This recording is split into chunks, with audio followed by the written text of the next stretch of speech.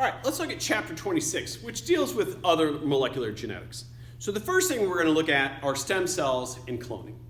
So stem cells are relatively unspecialized cells that can give rise to one or more types of specialized cells.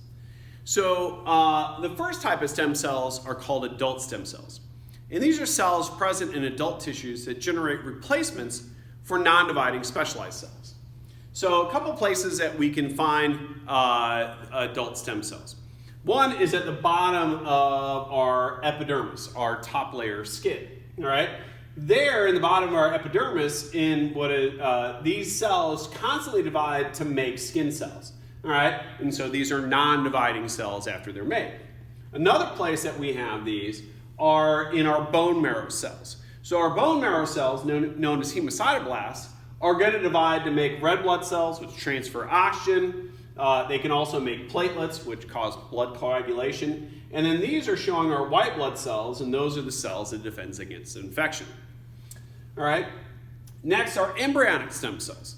Embryonic stem cells are cells in development that give rise to one or more types of specialized cells, in the body. And so looking at this is showing, fertilization, and then we get the zygote, and this is going to divide into 2 cells, 4 cells, and then what's going to happen here is about 6 to 7 days after fertilization is that this embryo would hollow out, and we have what is known as the inner cell mass, which is made of stem cells there. All right, and those stem cells can become any type of cell that we have in our body. So here's the thing. What differentiates a muscle cell from a pancreas cell from a blood cell that's found in our body? Because if we look at the DNA in a muscle cell or a pancreas cell or a blood cell, it's the same DNA. So why do they all look very different? And the reason they all look very different from each other is what is known as selective gene expression. So in selective, right, so we're selecting which genes we're going to express. And by selecting which genes we're going to express, we are going to select which proteins we're going to make. Okay? So this is a process known as differentiation.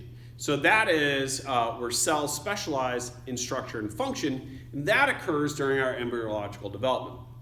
And so that's where we do that selective gene expression. So muscle cells are going to make myosin and actin. Pancreas cells are going to make insulin.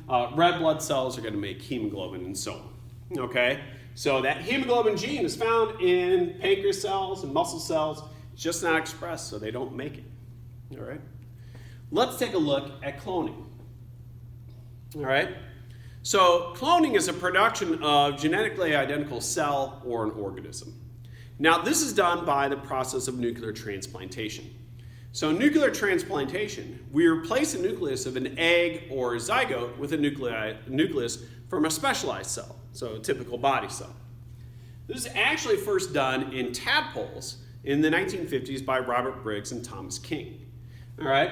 So what they did is they took tadpoles, eggs, a frog egg. They exposed to ultraviolet radiation to kill the nucleus there, and then they took an embryo cell, put it in there, and they got a lot of tadpoles.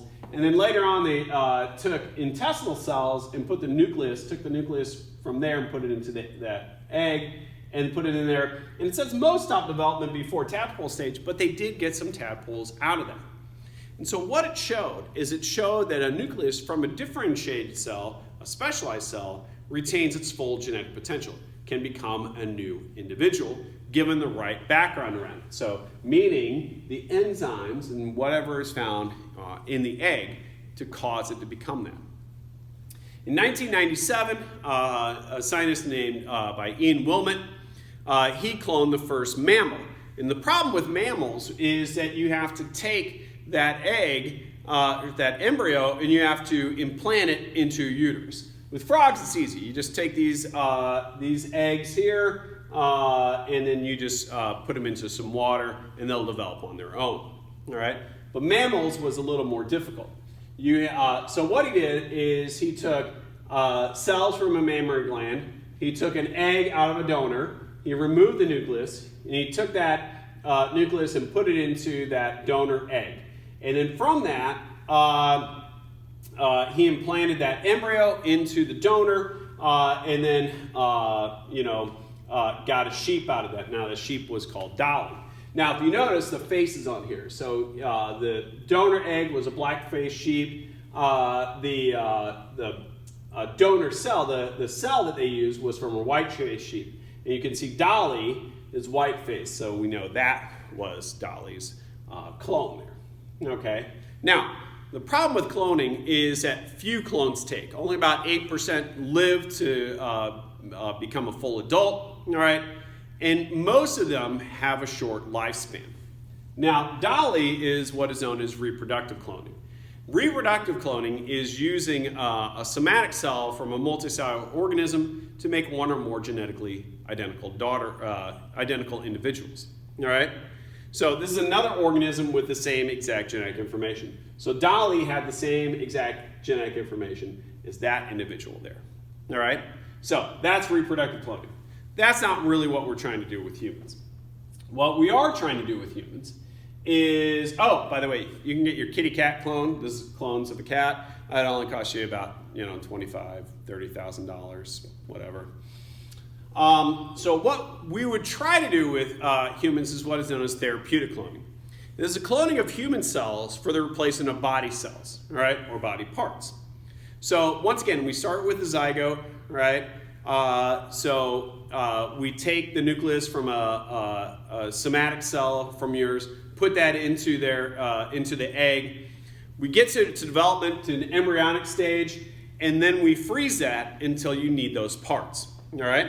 And so then we use those embryonic stem cells to make whatever kind of cells that you need. All right? So here's our embryonic stem cells, and from that, say your liver's going bad, we can replace your liver.